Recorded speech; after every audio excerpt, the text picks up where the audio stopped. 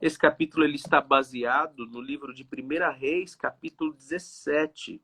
E esse capítulo é um capítulo importante e eu achei muito interessante o verso primeiro. 1 Reis 17, verso 1, diz assim: Então Elias, o tesbita dos moradores de Gileade, disse a Acabe: Tão certo como vive o Senhor, Deus de Israel, perante cuja face eu estou, nem orvalho, nem chuva haverá nesses anos, segundo a minha palavra. Olha aí, Alcione, já vou convidar a Noeli, tá ótimo, perfeito. Então, saiba que Elias, ele estava ali diante de uma situação realmente muito delicada. Ok, estamos convidando aí a Noeli. Muito bem. Alcione, bom dia, Alcione. E aí, tá aparecendo? Olha, para mim não, mas eu acredito que para o pessoal deve estar. Tá aparecendo aí, pessoal? Comenta aí pra gente. Mas o áudio tá legal, o áudio tá bacana, tá ótimo. Perfeito. Muito bem, Alcione, eu estava falando com o pessoal aqui que Elias, ele, de acordo com a Bíblia, né? Ele era de. O nome Elias significa o Senhor é o meu Deus. Ele era de uma região ali, da região de Tisbé, ele era tesbita, e aí ele deu um anúncio para o povo que não iria cair chuva.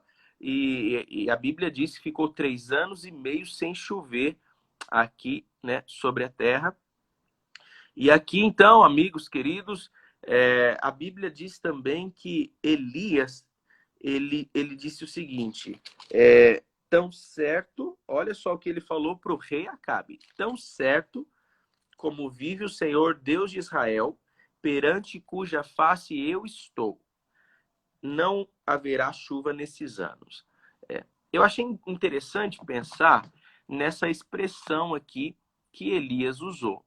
Elias, ele disse assim, ó, perante Deus, perante cuja face eu estou. Então Elias, ele tinha uma consciência muito clara da presença de Deus.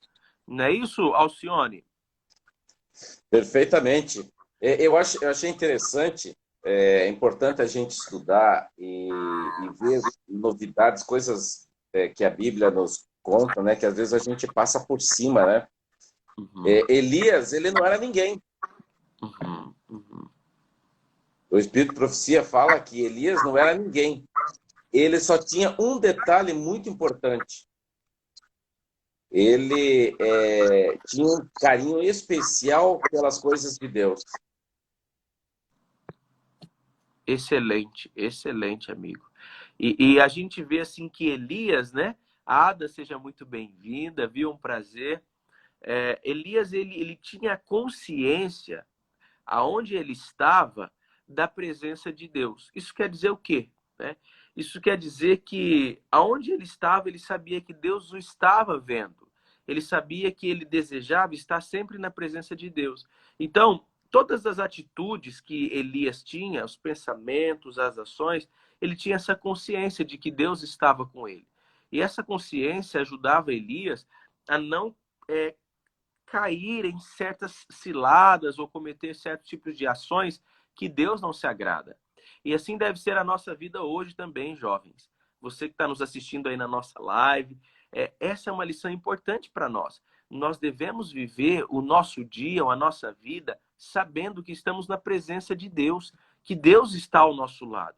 Então, cuidado com os nossos pensamentos, com as ações que nós temos, e vamos viver realmente para a glória de Deus, que é a felicidade humana, é viver para fazer a vontade de Deus. Então, queridos, nós temos aqui uma mensagem de que Elias, ele não ficou assim de braços cruzados. Na verdade, ele percebeu que o povo estava se afastando de Deus por uma influência de um rei que se tornou um rei terrível, na verdade, né? A questão aqui também que o Alcione estava mencionando, obrigado, Alcione, pela lembrança, né? Infelizmente, ali a sua companheira a mulher do rei Acabe, a rainha Jezabel, também não era flor que se cheire, né? A rainha Jezabel cada vez mais ia colocando o povo, influenciando o povo contra os profetas de Deus, tanto que ela chegou a mandar matá-los também.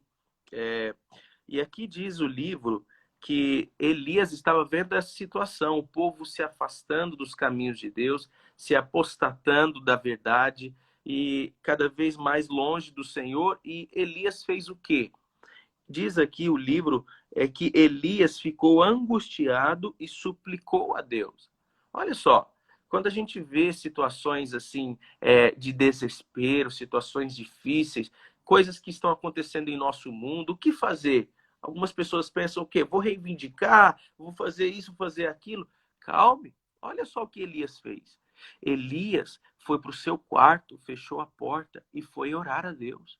E foi dizer, Senhor, por favor, olha a situação do nosso povo. O povo está se afastando do Senhor. E ele começou ali, em desespero, angústia, a pedir a Deus que pudesse intervir de alguma maneira, para que o povo pudesse se voltar para o Deus verdadeiro e abandonar a adoração que eles tinham ao Deus, entre aspas, Baal. E aqui o livro diz assim, que na oração de Elias, Elias disse assim, olha, ainda que Deus tenha que enviar juízo sobre a nação, se for necessário, Senhor, faça tudo para que o povo se arrependa e volte ao Senhor. Aqui tem uma lição importante para todos nós. Elias era um homem de oração.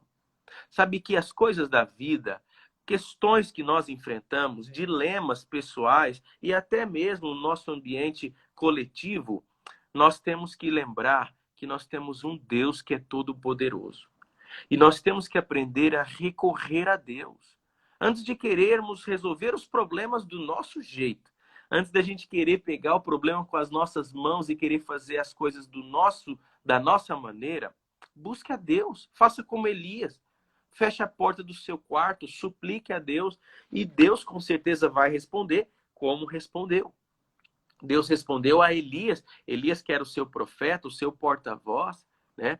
E aí agora a página 52 diz assim, a palavra do Senhor veio a Elias, aqui no primeiro parágrafo, diz assim, a palavra do Senhor veio a ele, que do ponto de vista humano, aceitar o chamado de Deus significava morte imediata. Olha só. Elias pediu e a gente tem que tomar cuidado com o que a gente pede, porque Deus responde a nossa oração. Claro, conforme a vontade dele, e a vontade dele é o melhor para nós. E aí Deus responde. Sabe como foi que Deus respondeu? Deus falou assim, Elias, então você vai ao rei e você vai anunciar que agora vai começar uma seca terrível, terrível, que vai perdurar ao longo dos anos, para que esse povo entenda e saiba que eu sou Deus. Essa missão exigia coragem de Elias. E Elias, sendo um homem de Deus, sendo um homem de oração, Deus também colocava coragem em seu coração. O apóstolo Paulo, ele diz a nós, a todos nós, que Deus não nos dá espírito de covardia, mas de poder e de coragem para fazermos a vontade de Deus. E essa coragem, ela vem no momento que a gente necessita. A hora que a gente precisa dela, Deus dá coragem para a gente fazer aquilo que é certo. Aqui Alcione está colocando aqui no comentário. Elias confiou em Deus, mesmo podendo ser morto. É isso mesmo, Elias. É isso mesmo. Aqui a Ada, né? Entre se indignar em amor e orar com fervor, escolha a última. Muito bem. Excelente. A oração tem poder, diz a Auri, pois é o nosso único meio de nos comunicar com o nosso Pai. Então, excelentes comentários. O Alexandre, embora sua missão fosse reprovar o pecado, sua mensagem também oferecia esperança. Isso mesmo, Alexandre. Perfeito comentário, muito bom. Nosso querido pastor Jairo Souza, o Jairinho está aqui com a gente também. Bom dia, pastor. É uma alegria ter você aqui na nossa live da Hora 7. Então, pessoal, Elias aceitou o chamado de Deus e com coragem foi até a presença do rei Acabe, né? Você sabe que ser um profeta de Deus, um porta-voz, não era algo tão simples. Elias precisava chegar ali diante do palácio olhar bem nos olhos do monarca e dizer assim, olha, assim diz o Senhor, e pronunciava a sentença, mesmo sabendo que o rei Acabe poderia imediatamente querer tirar a vida do profeta, como foi o desejo do rei Acabe e da rainha Jezabel por tanto tempo, tirar a vida do profeta Elias. E aí, queridos, quando ele dá essa mensagem, diz aqui o livro, Deus dá uma mensagem para ele e diz assim, olha, saia daqui e vá para o leste, esconda-se perto do riacho de Querite, a leste do Jordão. Então, Deus estaria sustentando Elias. Elias, fuja daqui, saia do palácio e vá para perto do riacho de Querite, a leste do Jordão. E lá Deus estaria cuidando de Elias, né? Deus estaria lhe dando a oportunidade de Elias beber da água do riacho e ser alimentado por corvos, para o alimentarem lá. Sabe que aqui nós vemos em Elias um homem de oração, nós vemos em Elias um homem de coragem, alguém destemido para fazer a vontade de Deus, e agora ele precisava de refúgio, de se abrigar em um lugar seguro. E não há nenhum lugar mais seguro do que obedecer à voz de Deus e fazer a vontade de Deus. E sabe, queridos, aqui tem uma lição importante para nós. O livro Educação, ele diz assim que o mundo precisa de homens, né? Eu vou parafrasear aqui, o mundo precisa de jovens. Jovens que não se compram e não se vendam. Jovens que no íntimo da alma sejam verdadeiros e honestos. Jovens que não temam chamar o pecado pelo nome. Jovens que permaneçam firmes pelo que é reto, ainda que caiam os céus. Mesmo sabendo que nós somos pecadores e temos as nossas particularidades, os nossos defeitos, Deus deseja nos usar como usou Elias. E Elias, mesmo ali diante dessa situação, agora ele fugindo do rei, fugindo da perseguição, Deus o sustentou. Mesmo alguns zombando dele, alguns, diz o livro aqui, ficaram com gozação, dizendo que nada, essa história aí de que vai ficar sem chover, essa história de Elias não sabe o que está falando, Elias está louco, né? E as pessoas podem dizer isso de você, jovem. Mas continue obedecendo a voz de Deus, ouvindo a voz de Deus, fazendo a vontade de Deus.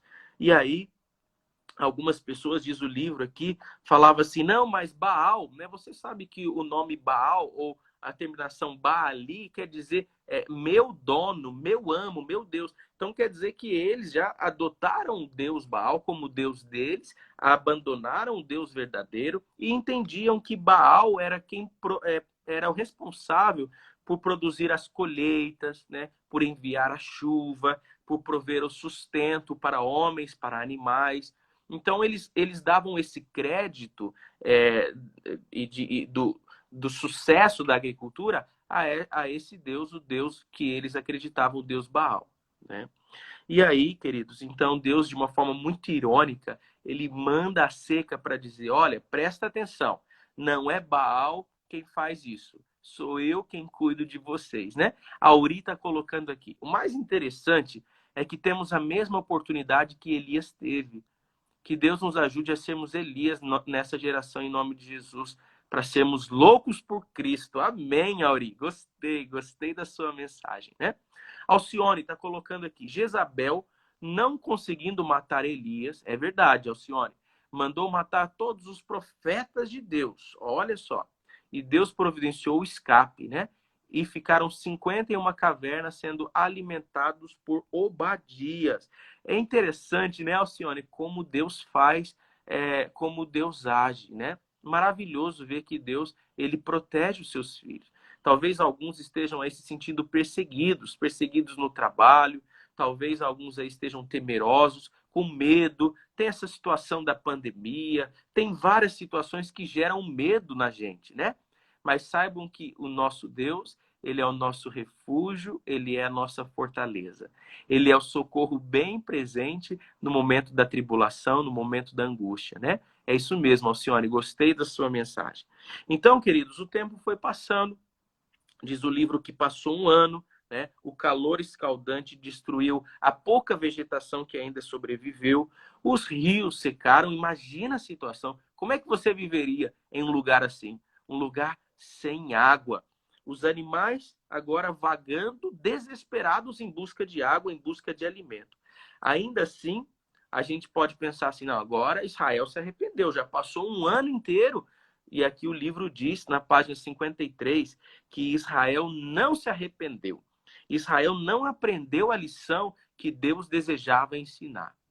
Então, veja, às vezes, Deus permite coisas na nossa vida, coisas acontecerem com a gente para ensinar lições, mas a gente não consegue entender, não consegue aprender, ou às vezes a gente até entende, mas a gente não consegue aceitar.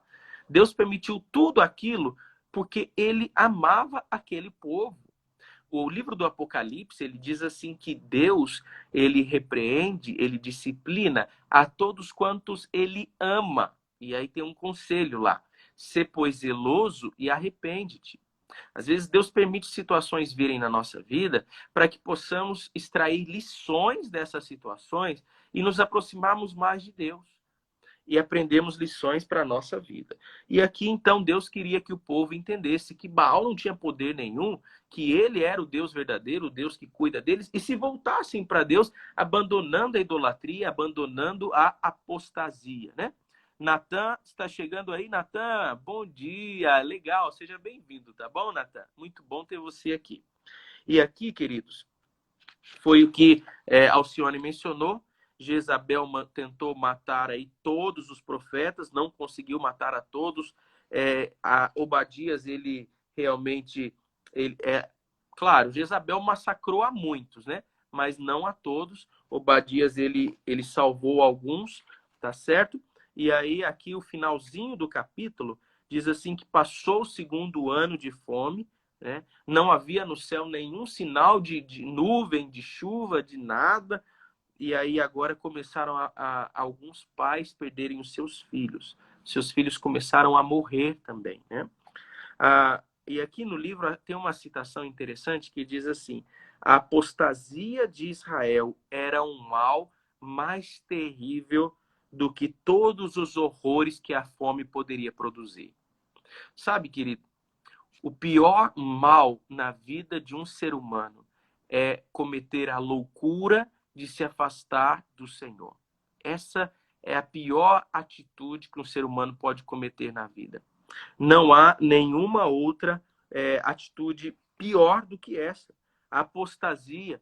E gradativamente, às vezes, você pode fazer uma reflexão da sua vida espiritual e quem sabe você esteja aí gradativamente, quem sabe, se afastando de Deus. Misericórdia, Deus não quer isso para você. Se você tiver que correr, que seja em direção aos pés da cruz de Cristo. Que seja para estar mais pertinho de Jesus e não longe dele. É correr para ele e não dele. A Ada colocou aqui: devemos aceitar as repreensões do Senhor da mesma forma que aceitamos suas bênçãos, porque precisamos de ambas. É verdade, Ada. Muito obrigado pelo seu comentário. Às vezes a gente precisa de um puxãozinho de orelha para aprendermos lições para carregar para o resto das nossas vidas, né?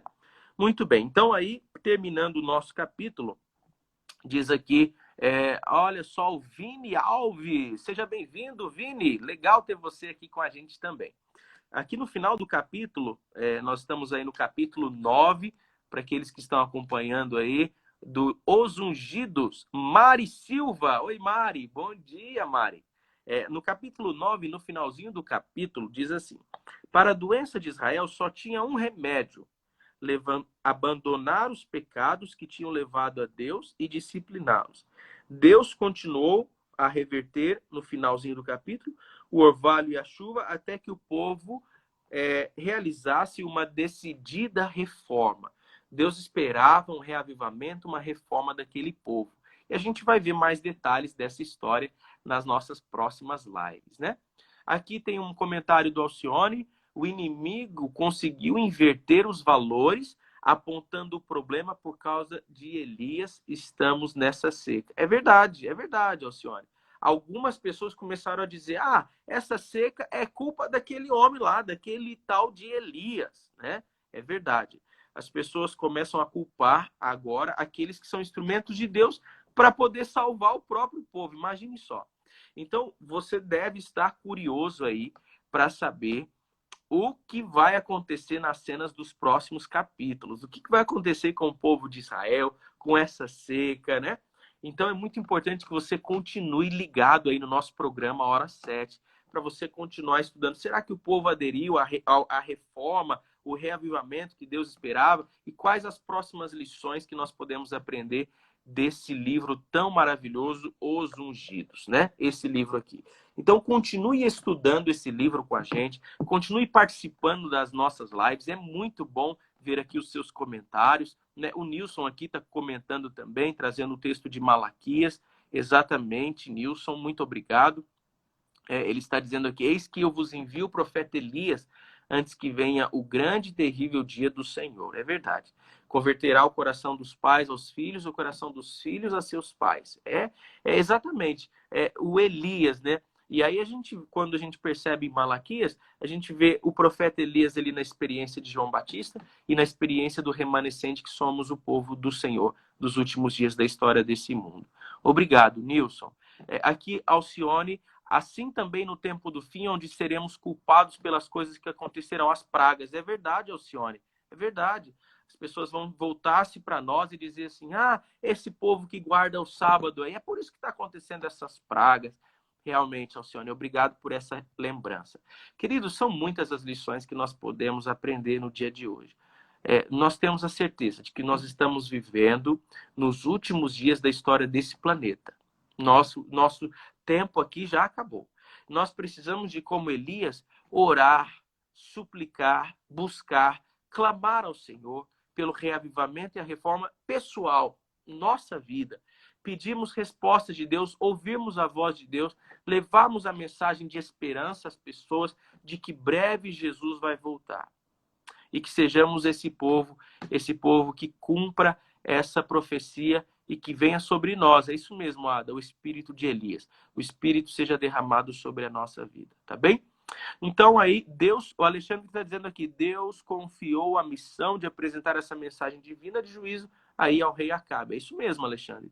Que mensagem difícil, né, Alexandre?